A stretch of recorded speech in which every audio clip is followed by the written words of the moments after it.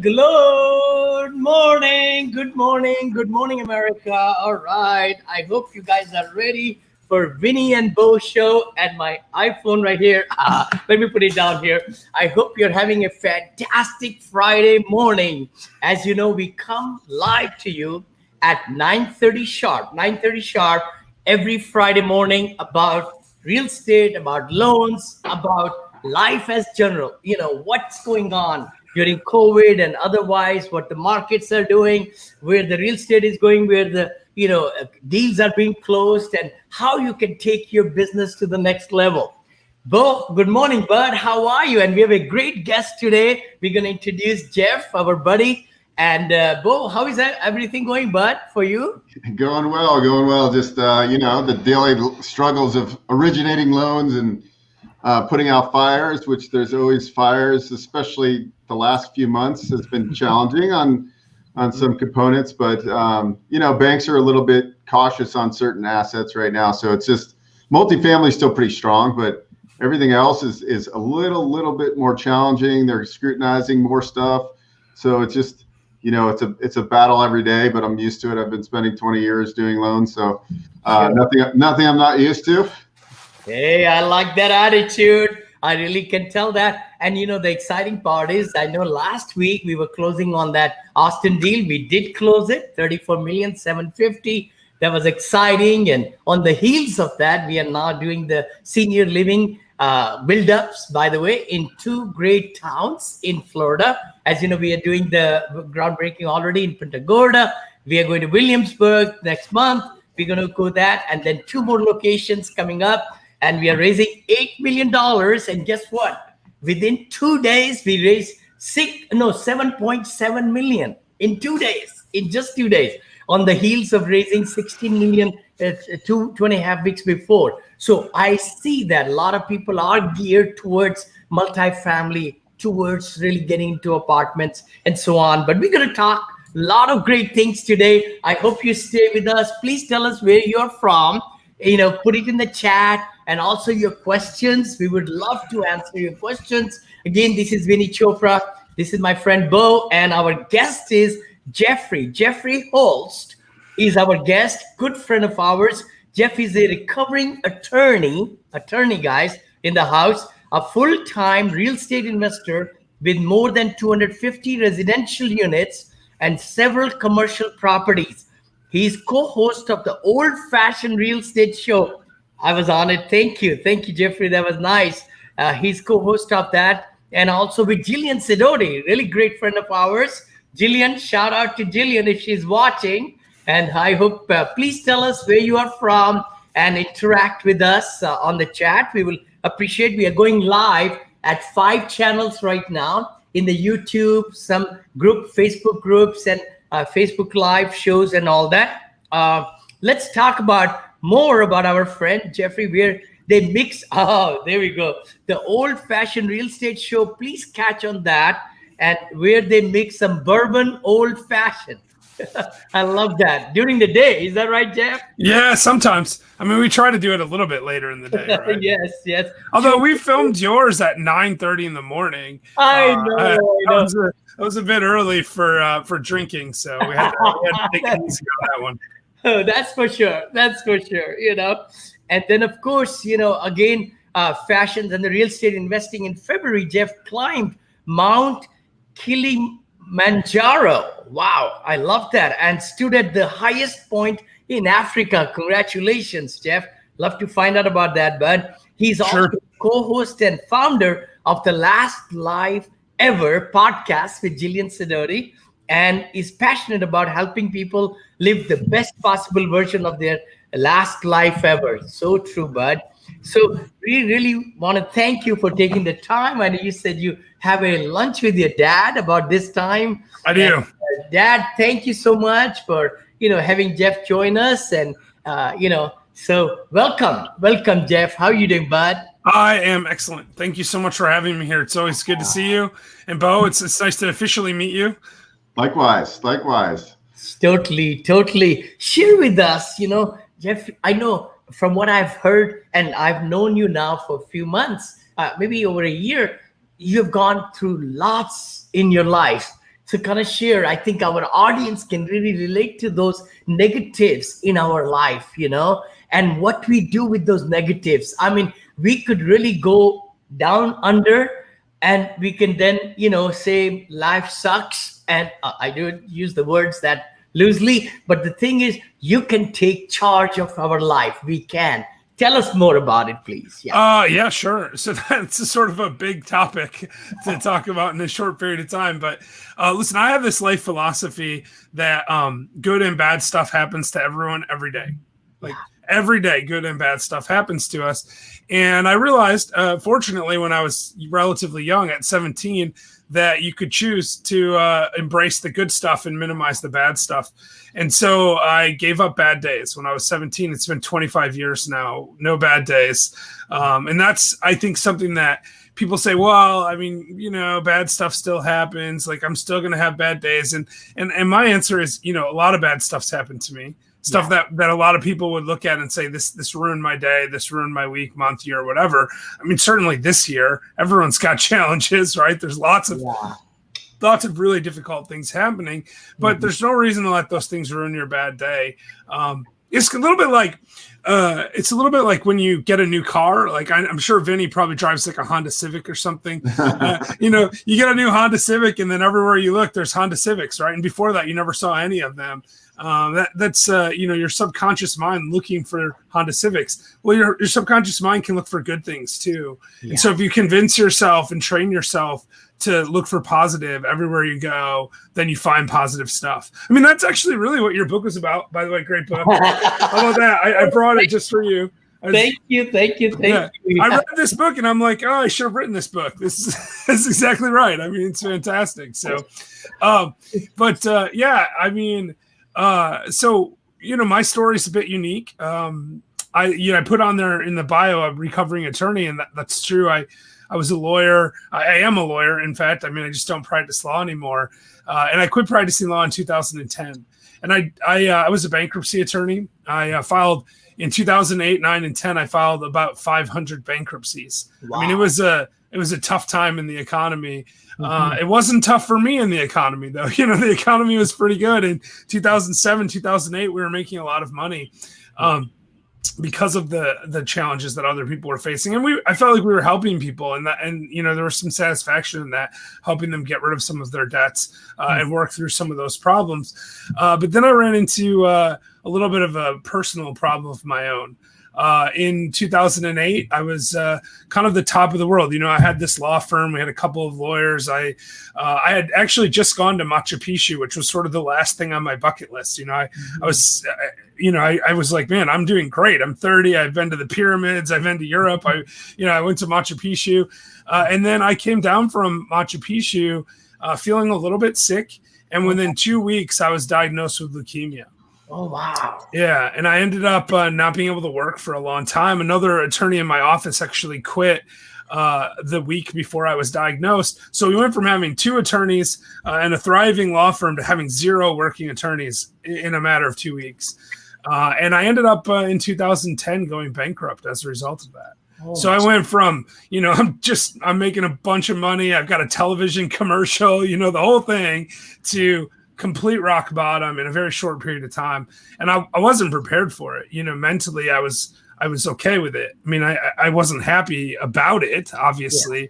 But what happened is I fell back on my belief that I shouldn't have bad days. I was 30. I hadn't had a bad day in 13 years. So when I was diagnosed with leukemia, my brother came into the hospital that night and he said, man, I bet today's a bad day. It was almost like he wanted to prove it wasn't possible never to have bad days. And I was like, I didn't get diagnosed till 10 o'clock at night. The rest of the day was pretty good, right? Like, I'm not going to let this one little minute, it's not going to ruin my day. And the next day in the hospital, that was a hard day, right? Because I didn't know what was going on. I thought I was going to die. My white blood cell count was really, really high. I had a cousin who died of leukemia, a different type, but she died of leukemia a year or 2 before I was diagnosed. And her white blood cell count never got as high as mine was when I was diagnosed. So I was convinced I was on the way out. It was like 250,000 on the white blood cell count, and that's just really bad. It's supposed to be between 4 and 10,000. Oh, wow. And so I was certain I was dying, and I was struggling to stay positive. Mhm. It was a hard day, but I was laying in bed and a nurse came into the hotel room, the hospital room, and she looked at me and she said, "Oh my God, Jeff, like, I'm really sorry to see you here." And it was a babysitter of mine from when I was a child, and I hadn't seen her in like 10 years. Oh, and wow. I looked at her and I said, "Shelly, I'm so happy to be here." Because I was like, wow, I get to see Shelly again. And she's like, "You're crazy." And I'm like, "No, it's just so great that you're here." And that's the reticular activating system. That's the mindset thing, right? My brain was like, "Look at this. I get to see Shelly again." It wasn't like, "Oh, I'm dying." Yeah. You know, there's positive things that happen every day. And, you know, it sounds crazy, but honestly, in that moment, I was much happier to be where I was because I was getting to see this person I hadn't seen in a long time. I haven't seen her in a long time now. I should probably look her up, come to think of it. But that wasn't even the hardest day. It was actually much harder when I filed bankruptcy. It was about 2 years later. And, you know, we had this law firm that was costing $5,000 a week to keep open and no money coming in when I was sick. So we piled up a huge amount of debt, and I really tried to dig out of that, but it just didn't happen. And I was the way the bankruptcy stuff works, and, you know, for non-bankruptcy attorneys, like everyone pretty much in the world out there, when you file bankruptcy, you go in front of a trustee and you have to declare under oath that, you know, you're bankrupt essentially, right? And it's a traumatic time for people, and you don't really appreciate it as an outsider until you're actually sitting there. On one hand, there's a tremendous amount of relief to be done with it, right? You get this pressure off your back, but on the other hand, you're really nervous. Even having sat through 500 of these hearings before my own, right, I was still very nervous. I knew what was going to happen, but I was nervous. And then to make it worse, I drew the worst trustee. There was 5 trustees in our district, and the one that I got was the one I really didn't want to have, right? Like, he was the one that scared me. I thought he was going to pick everything apart and make it really hard. And I'm sitting there, and my wife's with me, and that was really hard because, you know, we had to file together. And I looked at this trustee, and he looked at me and he said, "Jeff, I'm really sorry to see you here." This is a guy I was terrified to go in front of because he was always just really tough to deal with. Wow. And he had this moment of humanity before we started. And that moment was like, if I was going to have a bad day, it was going to be right then. And that thing, what he said to me, "I'm sorry to see you here," was enough positive for me to say, it's a good day. And I've never had a bad day since. And that was the only hard time. I mean, it was not the only hard time, but that was the time where if I was going to do it, it was going to be that moment. And then I still was able to, you know, by grace of God, right? I mean, I didn't control what he said, but he could have come in and he could have been like, "I can't believe you're here. We're going to tear everything apart." And instead he was like, "I'm sorry to see you here." You know, he still did his job. I mean, he had to do his job. That's what their job is. But he took a moment to reflect before we started. And that one little sentence, it made all the difference to me. So, Jeff, can you take us back? I know it's hard, right? And you don't want to relive, but how was your nights? And, you know, I'm just thinking, you know, I mean, what can go through you when you're going through bankruptcy, you got leukemia, I mean, all that, right? Yeah. Tough. It's tough. I think it's tough for sure. Feel it. I cannot feel it because you have to go through it to really see, right? Well, so the thing about challenges is we all have challenges, right?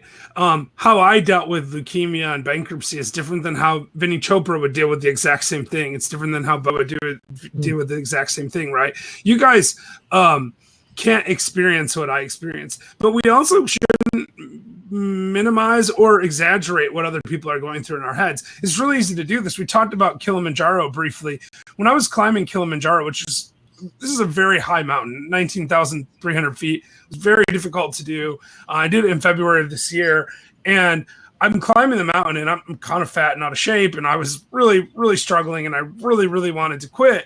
But there were these porters, right, like local people that carry your stuff, and they set up camp ahead of you. And I'm watching these guys sort of saunter by, carrying giant bags on their heads and stuff. And I'm like, man, their life is so much easier than mine. That's what I'm thinking to myself, because I'm struggling and I'm like, man, I wish I had it as easy as them. But the thing is, that's not true, right? And this is why it doesn't matter what I dealt with and how I perceived it, because that guy climbing a bag up the mountain, he has to do that every single day. Yeah. And he's getting paid $15 or $20 a day to carry a bag up a really steep, tall, heavy mountain in the cold without proper gear. I mean, I've got, like $500 worth of snow gear on, and this guy's got like a sweater and a bag, and he's carrying my stuff on his head, right? Like, and I'm thinking, I wish my life was as easy as his, and that's just silly, right? Like, that person's life is much harder. I mean, I assume it's much harder than mine, but the thing is, I don't want to minimize what he's going through either, but the thing is, we can't understand what other people are going through. It's just not possible. So I can't explain to you exactly how I felt, but you can relate to it because you've felt things. You've gone through stuff that's hard. And we just have to recognize when we go through hard stuff, like, it's hard, but it doesn't have to ruin our attitude. It doesn't have to ruin our perspective. And if we stay positive, it'll bring profitability, like your book says, but it'll also bring all sorts of amazing and wonderful opportunities, and it'll just make our life so much better. Look, I can do it too. Thank you so much. I appreciate that. I just wrote that book, by the way. I think I might have mentioned in the previous broadcast. My wife looked at my other book, right? Syndication Made Easy, the book that really is doing very well, by the way. But my wife said, Vinney, this is for limited audience. I said, what do you mean by that? She says, for 39 years, we've been married last year, 39, 40 this year. So she says, you've been the most positive guy I know. That's because she doesn't know me. But you can be the most positive in her life. It's all right. But that's when I wrote that. No, I know. I had heard you tell that story before, and honestly, like, it makes good sense, right? And that's actually why I started Last Life Ever. So we talked about the Old Fashioned Real Estate Show, which I appreciate you coming on there. And what we really do on that show is just get drunk and talk about real estate. So it's fun, right? Yeah, I got to come one more time. Yeah. Bring my whiskey. I'm bringing you next. Yeah, when you come to Alpharetta next time, you can come up to Chattanooga where I'm at, and we'll film one live. It'll be a good time, or we'll come down there, so it'll be good. But anyway, so that's why I started Last Life Ever with Jillian, because not everyone wants to invest in real estate. I love real estate. I mean, it's great for me, but Last Life Ever is like the next step. It's what we're doing is we're saying we want people to live the best version of their life, period. Whatever that is to them. For me, there's a huge part of that that's going to be real estate. It'll always be real estate. I love real estate. I want to keep doing real estate deals. But it doesn't have to be that, right? Same reason that I think putting together deals and offering people a chance to invest in your deals is really important, because when you put a deal together, you're giving someone who doesn't want to be a full-time real estate investor an opportunity to get exposure to real estate. And I think that's amazing. And I'm so glad there are people out there like you doing that kind of stuff. Well, I mean, the thing is, if you can make them partners, that's what I call them, right? Yeah. Partners are not debt partners, but they're equity partners. So without the hassle of really owning and really managing the asset day in, day out, they're able to invest here, right? So yeah, I mean, you get exposed to a market. I mean, listen, I think everyone should have some real estate investments. I believe that very strongly. But not everyone wants to be a full-time real estate investor. They don't want to go out and find apartment complexes and figure out how to buy them. And that's okay. Like, if you don't want to do that, you shouldn't do it, because that's another one of my central philosophies, is that if you want to stay positive, you have to do the things that you're called to do. Yeah. Right. You have to follow your own life's purpose, your own passions, and your own beliefs.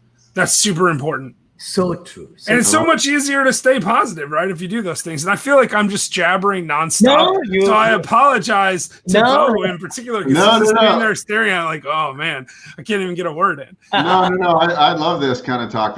I always tell Vinney, I only do this show to keep myself. I'm selfish because I'm doing it for me, right? Like, we get to bring on really good guests where we hear your story. And actually, when you were talking about what happened to you, like in I started reliving what happened to me because I didn't have leukemia, but as far as the hardship for financial things, because I was in the mortgage business doing residential loans, our business completely shut down. Yeah. I had a bunch of non-cash flowing properties. I was in my mid or early 20s.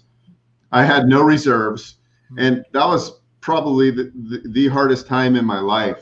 And when you were talking, I honestly felt your pain because like it was, I almost had to declare bankruptcy. And I was probably 28 years old. And I actually went to a bankruptcy attorney and said, what should I do? I probably should have, but I didn't listen to the advice and I didn't. And then I remember it was probably 2000. I was so over leveraged. I went down quickly, thank God. But in like 2008, I ended up moving back to where I grew up. And I remember I called my brother and I had no money. And I called him and I started crying. And when you're in your mid to upper 20s and you start crying in front of another guy, that's not cool, right? We don't think it's cool. But I was in such a bad point of my life. Like I thought I was going to be this huge tycoon millionaire because I've always been in real estate. And I just, I wasn't the only one, right? There's millions and millions of people. Yeah. There's banks that were shutting down. But that was the most humbling time. So anyway, I started breaking down crying. And then I remember he said, hey, what do you need? And my brother's always had money because he's always been a good saver, unlike me. And he cut me a check for $5,000. And then I didn't look back ever since. Yeah. But I really resonated with what you said and really appreciate what you're saying because like oftentimes we gotta like, if you're unhappy every day, I always say this, if you're not waking up excited every day, there's something wrong in your life. Change your job, change your career, because if you're unhappy, that's right. Like, and what you're saying just totally resonated. So that's why I was quiet. I was listening. Oh yeah, no, I appreciate that. And what you're describing is something that, well, obviously I get it because I was in a big financial hole myself, but I've seen that in my capacity as my professional capacity when I was a bankruptcy attorney. I saw that for, many people at that time. We're dealing with stuff like that. And, listen, and that's another thing too, like that the resilience it takes to come back, whether you file bankruptcy or whether you just built yourself a big hole and you're upside down and you dig yourself out of it. In both cases, there's a huge amount of resilience involved because it's not like filing bankruptcy makes your life perfect, right? What it does is it relieves pressure. But then you have all these new problems. Like you're in the mortgage industry, you know this. How hard is it for me to get a mortgage, right? In 2010, I want to start buying real estate. Well, I just filed bankruptcy in 2010. What do you think? Am I going to be able to get mortgages? No, probably not. 2011? No, not so much. Can I now? Yeah, I can get some loans now. But it's taken a long time to get to where I can do loans. And, even still, we just completed a refinance. I told you guys beforehand. I have to disclose my bankruptcy. I have to write them a letter that explains that I had leukemia and why it is. And, I've got to go through all these extra hoops, and it's been a decade, right? Like, soon I'll be past the 10-year mark and then it'll be a little bit easier. But, for commercial stuff, it's out there forever. Like, there's no, it is what it is. And I'm okay with it, but I have to deal with that. And what you had to deal with, though, in a lot of ways might even be harder, though, because you've got to dig out of this giant hole and it takes a long time to recover from big holes. Right. Right. Yeah. Like, but the trick is, and I'm sure this is what you did. And I'm sure Vinney, even when you got here, with $7 in your pocket, right? Like I'm sure you had to do this. Like the trick is point yourself in the right direction, wherever it is that you want to go and just keep going. That's how you get to the top of Kilimanjaro. It's how you get to the top of the real estate syndication game or the mortgage game. It's how you finish a book. It doesn't really matter. Whatever your goal is, you just got to keep pursuing it until you're there. If you do that, then you win. But also in your mind, like for me, I'm going to just give you this. Like you have something in the back of your mind that you got to like figure out how to release, like where you're a little bit apprehensive of going like all in, right? Like you're always like, okay, I never want to feel that pain again, right? So, but you have to like train your mind to say, okay, you're okay. You could do it. Like Vinney doesn't have fear. I'm going to go buy this $50 million building, right? I'm going to go raise $18 million, right? All it is a different Mindset. function in his brain, and that's what I have to adjust. Oh, the mindset thing is it's to me the most important part of all of this. If you want to be successful in life, you have to have the right mindset. You know, there's all these amazing quotes. Actually, your book, Vinney, is full of amazing quotes, by the way. But like, you know, this stuff like whether you think you can or you think you can't, you're right. I mean, it's so true, right? And one of my favorites, I wish I knew exactly who said it. I can't remember right now. Is that the difference between successful people and people who never succeed is that successful people take action before they have all the possible information, right? They have to have some information, but they don't wait for everything, right? And that's, I think, the hard part, right? You want to go buy a 200, 500 unit building, whatever it is.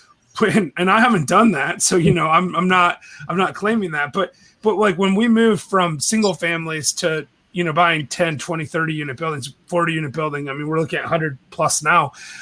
When we moved from those, it was I mean, we had to convince ourselves it was the right thing to do. And I was reading Richard Branson's book at the time, and his book was titled "Screw It, Let's Do It." And I remember saying to my friend, we were at this point where we had analyzed this deal. We thought it was good. And he's like, I don't know. It's $1 million. That's a big investment. And I was like, you know what? Screw it. Let's do it. You know, like, and that to me, and what it is it's because I read stuff like this, right? I mean, I listen to audiobooks and I work relentlessly on surrounding myself with people that are more successful than me, both in the form of reading their work, but also in just getting out there and doing a show like you're doing. It's amazing, right? You get to talk to Vinney every week, right? You want to fix your mindset? Talk to Vinney every week. No. That's amazing. I mean, if you never even brought a guest on, that's an amazing thing to be able to do. I'm like just amazed that I even get to talk to Vinney once in a while. You know, and you respond to my text messages. That's amazing. Like, when did that happen that we get to text each other? It's great. I am really, really, really humble, guys. You know, I definitely want to say what you're saying. If you're unsatisfied, if you're not sleeping good at night, right? If we always wanted to say, I want to make leave a legacy behind. I always say that, you got to really see what we are doing with our life. I mean, if we are not doing the things I want to be remembered by, then let's do the change. I mean, we got to do the change. This life is going to be over in a dot. Yeah. I mean, we will not really going to take any kind of monies with us to the grave whatsoever. It's the satisfaction, the time, and all the things we have, helped other people. I think that's the key thing, right? We got to be really helping. And then it comes back in our lives. No, so true. What you both are saying is really hitting hard. When I came to this country with $7, I knew I have to make it work. I knew with that $7, whatever, but then I went and sold Bible books and encyclopedias door to door, got hit by a car, got injured, still went ahead. I was walking from morning 7 a.m., 7:30 till 9:30. I was walking outside Atlanta and selling door to door, Anyway, then I came back next year. But you're right. You take what's given to you and then you make the best of it. Then the things change for us, all of us, right? Yeah. And I mean, listen, Hal Elrod said this, right, in his book, A Miracle Morning. He said that the moment you accept full responsibility for everything in your life is the moment that you can change anything in your life. And I mean, and that to me, like, I never phrased it that way until I saw his book, right? Yeah. But that to me is exactly how I think you have to live your life. You have to have fully accept responsibility for everything that's going on. Like, I could have looked at my leukemia and been like, well, I didn't do anything to deserve leukemia. And I could have given up. That's what a lot of people do. I could have done the same thing with the bankruptcy. I could have been like, well, I guess I'm just going to go get a job now and I'm going to be unhappy the rest of my life. And that's what most people do. Unfortunately, most people just go work a job they don't like and they trade 5 days of their week for 2 days off and maybe 50 weeks of the year for two weeks off. And then, 30 years of their productive life for, 2 or 3 years of retirement. And that's depressing as all get out. Like, don't do that. Like if you love your job, it's fine. I mean, if your dream is to be a waiter or waitress or a Walmart greeter, I don't care. I'm fine with that if that's your dream. But be that if it's your dream. Don't do it because you have to. Oh, it's 100% correct what you're saying, Jeff. Just makes sense. So let's talk about like how could somebody take that step? I think a lot of times we mean well, right? We in the euphoria of change or whatever, right, Jeff? And I make a decision today, I'm going to do this and it's going to take me next 6 months to change it. But then we lose interest. We lose focus. Why? And how can we really keep ourselves aligned and in focus, Yeah. Well, so, I mean, listen, it's different for everyone. In my opinion, everyone needs to figure out what works for them. But things like motivation come from consistency and repetitive action. You build it up. Like the reason I can go so long without having bad days is because it becomes easier the more you do it. Yep. So if you do something long enough, it becomes a habit. When it becomes a habit, it becomes easier. So that's a big part of it.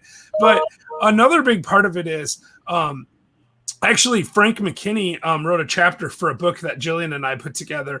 And Frank talked about the difference between motivation, inspiration, and aspiration. Okay. And he said, if you aspire to do something, that's what's going to keep you motivated long-term. No one can be, look, if I get up tomorrow and say, I'm going to lose 100 pounds, I might go out and I might run for a while until I fall over and vomit in my yard, right? Or whatever. And then the next day I'm going to be like, that wasn't worth it. Like you have to have something that you're aspiring to. You have to clearly visualize and believe what it is that you're trying to achieve. For Frank McKinney, who's, I don't know if you know Frank or not, but he's an author and he's an amazing guy. Actually, he makes these $20 million spec homes and he sells them and he takes the profit from them and he uses it to build sustainable communities in Haiti. Wow. Right? And provides free housing. I've heard him speak. I heard. Yeah, I was going to. He looks like a rock star. Yeah, he does. Yeah, he's like the rock star of real estate. So anyway, so Frank, he writes this chapter in our book, The Coronavirus Collective, which we did as a charity book ourselves. Oh, that's a great book. Yeah. So Vinny's got my book. This is great. I should have brought a copy to hold up myself. Come on, man. Vinny's always right there. So the coronavirus, that's awesome. Watching us, guys, please go on, Amazon and get this book. I'm telling you, I read through some chapters. Yeah. Jeff, Jillian, you guys did fabulous. Yeah, that book turned out really well, and 100% of the profits go to charity. And it's like $20 on Amazon. Please, so everybody listening and watching us later on, please go to Amazon and order a copy right away. I appreciate that, and thanks for having that because I should have had mine to hold up in front of me. I feel bad about that, but anyway, so Frank talks about his aspiration in his chapter, and his aspiration was that he wanted to be like Robin Hood. He wanted to take from the rich and give to the poor. And so he used that to motivate himself, not to steal from the rich, because he's not endorsing that. But what he did instead is he built really expensive houses that he could sell to rich people. And then he took that money and he gave it to the poor.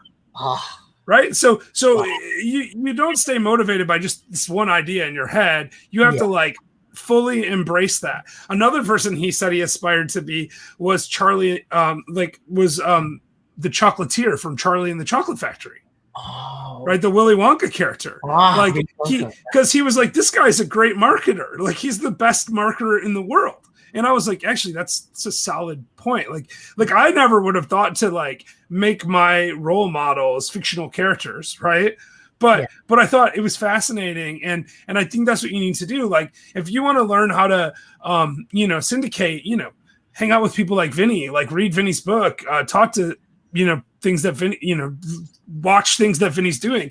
If you want to figure out how to whatever, write a bunch of loans, I guess hang out with Bo, whatever it is, but find the people that are doing the most amazing version of what you want to do and aspire to be them. And if you aspire to be them, it'll help you stay motivated. Jeff, I want to really say right now also is that the naysayers, the people who always criticize you, and they tell you that you're not good for anything, it's not going to work. take them out of your life. I'm telling you, you got to totally put blinders on. You got to close your ears and hunker down and just go for the gusto, because you can change your life. You can change your life. And one thing also, Jeff, you just mentioned, aspire. You got to know why you're doing what you're doing. Because if you don't have enough why ingrained in and you're living the dream, you can only live when you eat, sleep, get up, whatever. You got to really be just so focused. I say that, right? Everybody, a lot of, books are written on that focus. Focus is power. If there is no focus, then there is no, if there is no goal in front of us, like, bowling alley, for example, right? Somebody said that we got wider bowling alley.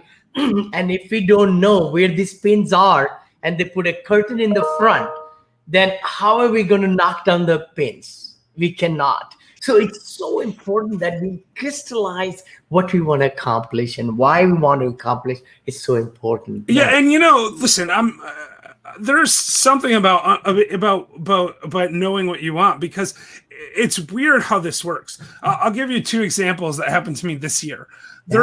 When I first moved to Chattanooga, I took a job down here. I didn't have any assets. At that time, they were building an apartment complex down the street from my rental house, the one I was renting, because I didn't even own a house, right? I'm renting a house. They're building an apartment complex down the street. And I was driving by this every day on the way to work. And I thought to myself, every day when I would drive by that, someday I'm going to own an apartment complex like that apartment complex. Every day I thought that, right? And this year I bought that apartment complex. Wow. Right? Like that. I mean, that's what happens when you know what you're going after. And that was not intentional. It was my partner from Old Fashioned Real Estate said, I've got this deal to buy an apartment complex. I want to look at it with you. And I looked at it and I went, my God, this is the apartment complex. This is the one that I want, right? And the same thing happened to me last week. Last week I went to close on a duplex that that's on a street that I've actually been buying houses on this street and fixing them up because I want to improve the neighborhood. Yeah. And I make money doing this, so it's great. We make $20,000-$30,000 every time we sell one of these. Yeah. And we've done 4 of them on the street now, and there was one. The worst house on the street was abandoned.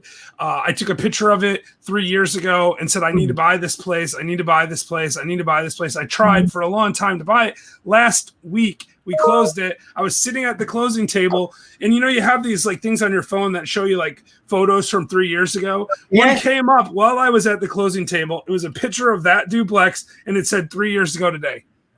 Oh. I literally 3 years to the day. And again, I didn't do it on purpose. I just knew I wanted it, and my mind found it. It's the same way you find positivity. If you want something and you're train your brain to look for opportunity, the opportunities show up. Everyone, just like good and bad stuff happens every day, opportunities happen every day. If you're looking for them, you find them. End of story. So true, Jeff. I mean, the law of attraction, right? We call it law of manifestation. Yeah.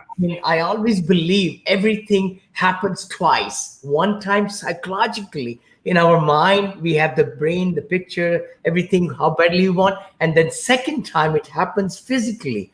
It really manifests and it happens. And it's so important. I hope everybody listening to us really, really go ahead and just Google the word law of attraction, law of manifestation.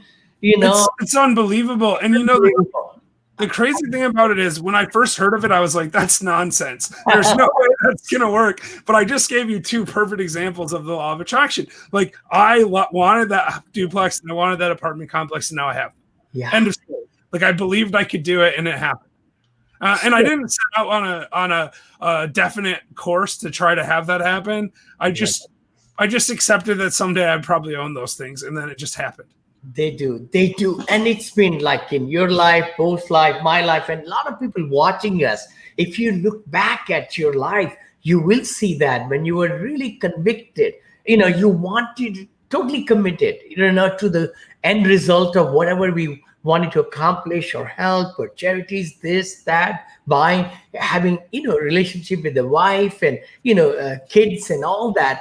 All those things happen, but we got to first imagine in our mind and just put it down. I think the biggest thing I find is a lot of people in our whole world, they say, I have got it right here in my head.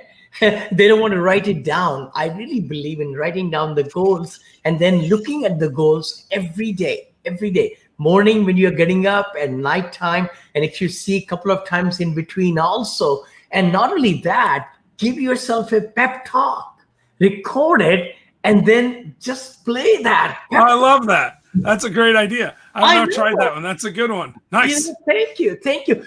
Whenever you are at a high in your life, right, Jeff? It's good to say, hey, Vinney, you are pretty darn good, man. You just accomplished this, and this happened, and that happened, and that happened. Store it, keep it, and then go back to it when you're in the dumps. Go back and listen to it again. And I really believe that we need to be giving a pep talk every morning, literally. Because, if we don't really give pep talk to us, nobody else is going to give it. Nobody else will give it, Vinney, we should you should buy this domain, Vinney.app. And people go to it every morning, and it's Vinney talking, like little motivational stuff, right? That'd be good. I'd go to it. Let's push it. I know we talked about it. Oh yeah. By the way, I just bought that app, so you guys shouldn't have talked about it on. You did? No, I didn't do that. Actually, someone else probably did though. Right now, since the domains I owned for last 6-7 years, I haven't had time to really do it. I know. I always wanted to be a Google of happiness. So I bought that domain, googleofhappiness.com, and info and all that, and Google of fitness or health or something. Anyway, but that is something I know. Mario, very good friend of ours, GoBundance friend and everything, Bo's very good friend. We are thinking about doing this broadcast on Monday morning, by the way. It's the Motivation Monday broadcast with Vinney and Mario show. Kind of thing. Yeah, it's great. I mean, listen, I believe that I never thought of giving pep talks to myself, although I do it because you know what I think when I'm doing something hard this year, every time I do something hard is I think, dude, you made it to the top of Kilimanjaro. You can do this. Like, that's what I think to myself. Like, you can do it. You went to Kilimanjaro. It's fine. Because that was really hard. But you know what? Even if I hadn't done Kilimanjaro, I would have still been, finding things that I'd done in the past and saying, yeah, you got this. Because that's super important. And, it doesn't even have to be from yourself, though. It can be any motivation, right? You can listen to other people. And I think what Bo is saying about having something for, a place where people can go and hear Vinney talk positivity. That's great. And I'm going to do mine, too. It's going to be, jeffisportive.com or something. No. It's way to do it. Let's do it. It'll be the Vinney and Jeff show. We're going to start it. I just declared myself on your show. Oh, my God, Jeff. I would listen to that. You guys should do it early in the morning, because Vinney gets up at 4 Pacific. So it's 7 o'clock your time. Perfect. Yeah. I'd go up every morning. It's people would listen to it, like the early morning, the Miracle Morning gang that wants, right? Like it's all about anybody who's read Miracle Morning. If you read the book, it's resonates with you. It's a great book. Excellent book. Yeah, I'm not perfect at my Miracle Morning routine, but it is an excellent book and it's chock full of really great information. And I believe fully that if you actually do it, and I know Vinney does Miracle Morning all the time. I think Bo, you probably do too, from what you're saying. But if you really do it, the times when I've been consistent on doing it, it's made a huge difference in my productivity. So true, so very true. I would like to say, anybody listening or watching us and everything, please do look into Google. Just Google or go to YouTube. Just say Miracle Morning. And you'll come across some really great videos. I know Hal Elrod, our good friend, he's written the book Miracle Morning and Miracle Equation is the new book also. And, please get a copy of it because it's a great, great book. It'll change your life. See those things. Eckhart Tolle's book, by the way, Power of Now. Yeah. That's a good one. I hate that you brought that up because Jillian and I argue about this all the time. She loves the Power of Now, and I'm kind of like, It's okay. But there's a lot of wisdom in this book, right? And so if Eckhart Tolle is listening, you're welcome to come on either of my shows. So you know, you're welcome to come on. You can come on Jeff and Vinney do mornings or whatever our show's going to be called too. That's fine. We're good for all of that.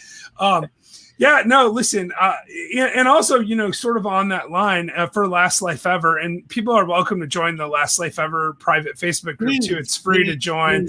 But you know, we did a thing called Kind Morning 40 is what we called it. And what Kind Morning is it's, you know, look at the idea is you're going to spend one random act of kindness every day. That's K. I is 40 minutes of investing in yourself every day. That can be reading or, you know, it can be whatever it is that you want to work on. You want to learn a new language. It's Jillian. Yeah, nice, Jillian. I appreciate that. You know, it's invest in yourself for 40 minutes a day, whatever that is. And then the N and the D is no distractions or no drinking. So Jillian and I did that, and we spent 40 days investing in ourselves for 40 minutes a day, 40 minutes of no drinking, and you know, and one random act of kindness every day. And then the morning part is do a morning routine. It can be Miracle Morning, it can be anything, but build a morning routine. So if you could do that and you do it for 40 days, it's an amazing life-changing experience. And I would recommend you guys try it and get back to me in 40 days and let me know how it goes. That'll be amazing. And we just use the hashtag Kind Morning. So kind morning. Let's kind of go back because we haven't touched on this, and I just want to, because your story, we know what happened. Now talk to us, just because I think before we're almost 15 minutes. We got another 15 minutes or a little bit less than 15 minutes to go. Yes. Can you just walk us through the momentum when you picked yourself back up from the cancer and the bankruptcy, like how you got your mind to, and how you got your first acquisition, and then like going forward? I'm sure you had a lot of struggles, you know, getting these properties and rehabbing them and, you know, putting tenants in. But how did you build upon that? Because I think that's, some people that listen might not be able to necessarily relate to Vinney, because Vinney's buying $50 million properties right now, right?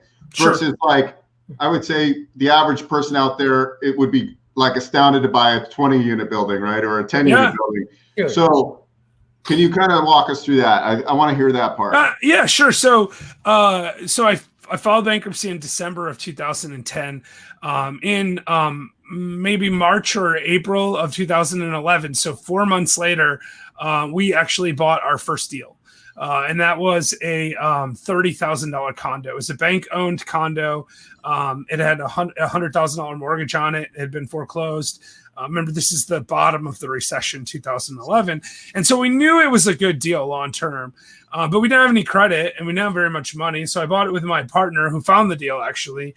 And I used all of my savings, $17,500 for my share of the half of this $30,000 condo. Wow. And we started a little LLC together and we bought this condo, and that was it. I didn't have any money left. And my wife, she said to me, she said, if this doesn't work, we're never investing in real estate again.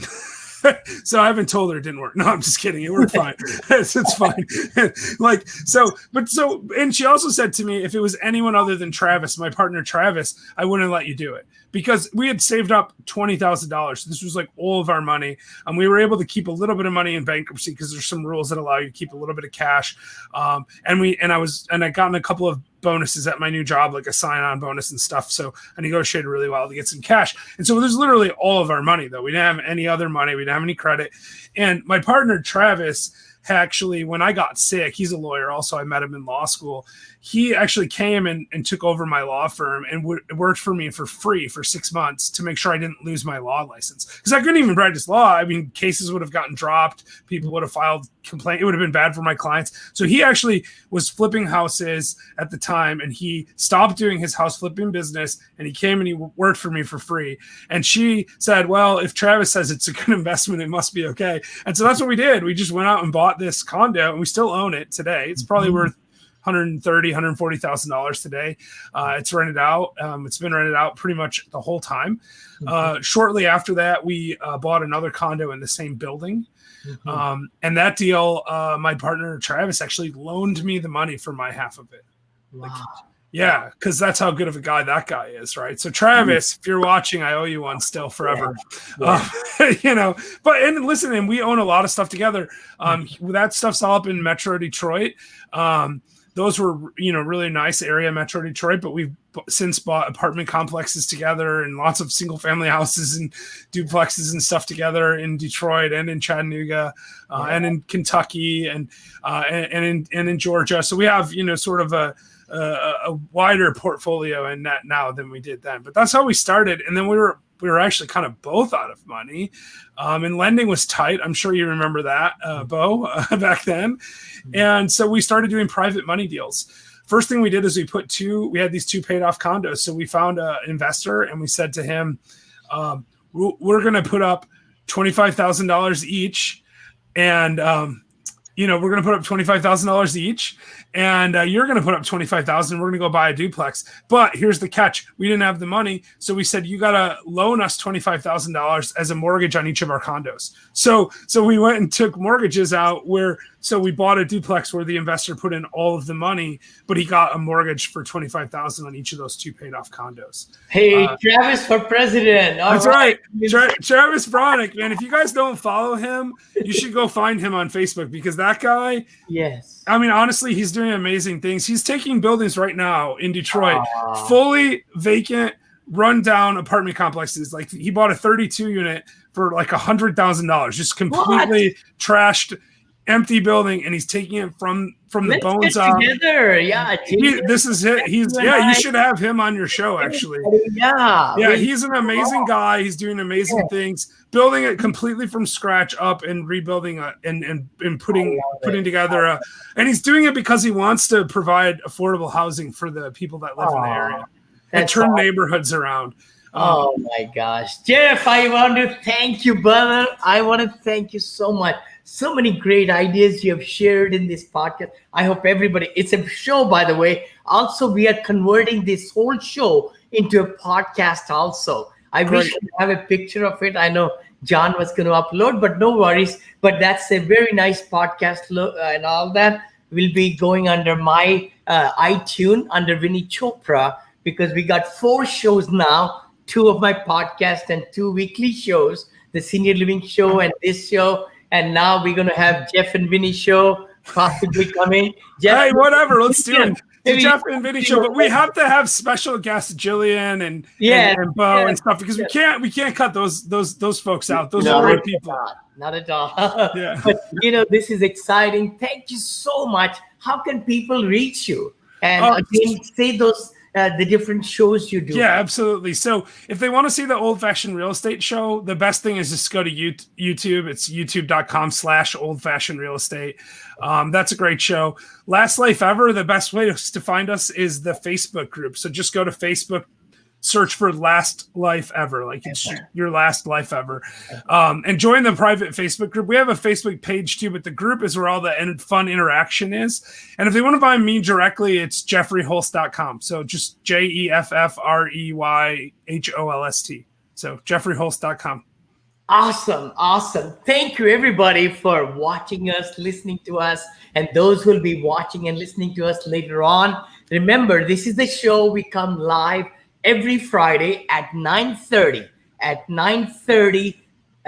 Pacific, I should say that, which is 12:30 Eastern time. We come from San Francisco and Las Vegas area right there. My buddy Bo, this is Vinney and Bo show. And we want to thank everybody for really coming on and putting some great comments. And please like us, subscribe to us, and share with your audiences and also put a notification on so that, put that ring bell or something so that you can be notified when we come live every Friday at 9:30. Any parting thoughts, my friend Bo, buddy?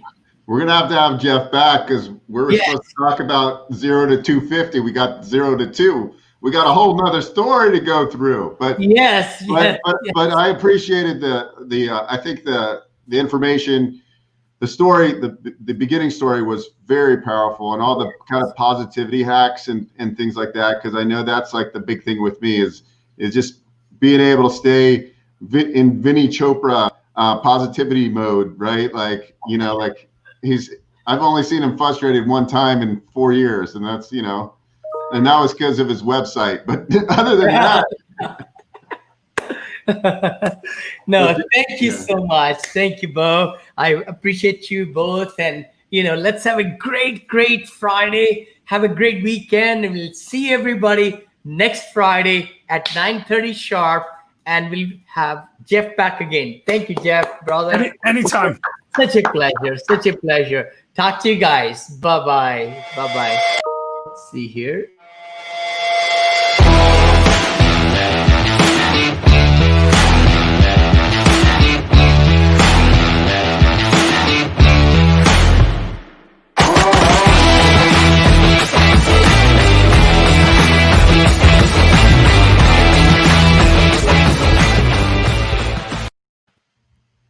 All right.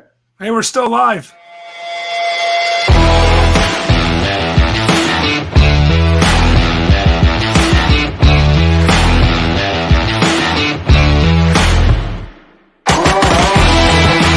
Come and meet us next week, 9:30 Friday morning over here, Pacific.